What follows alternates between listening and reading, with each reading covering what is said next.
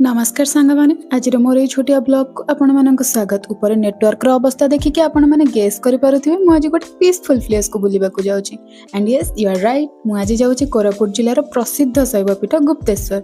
कोरापुट जिल्लार जयपुर सहर ठारू 55 किलोमीटर दूर रे थिबा एही प्रसिद्ध शैवपीठ विषय आपण माने जानिथिबे निश्चित। हेले आपण माने जानिछन्ते कि प्रति गुरुवार दिन एटारे तुरुआ जनजातिर लोक माने आसी पूजा अर्चना करंती और बाकी अन्य समस्त दिन रे ब्राह्मण माने पूजा करंती। गुंफा भीतर बाबांग दर्शन सारी मु आसी पहुंची गली तिलक लगेबा पई।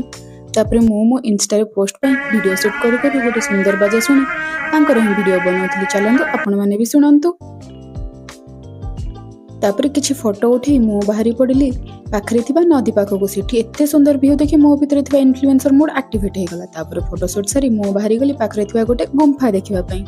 सेठु आसी गोटे होटल रे आगो हॉटस्पॉट नै फोन पे रे पेमेंट कला परे मो खाइली नले खाइ सरला परे पेमेंट रे असुविधा हेतली। एठी मो व्लॉग रे बासन माजिवार वीडियो भी ऐड हे जाई थांता।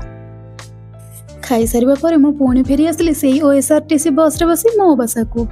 वीडियो भल लगी लाइक करंतु एवं एपरी आगो को भल भल ब्लॉग्स देखिया पे मते सब्सक्राइब करंतु। Bye bye.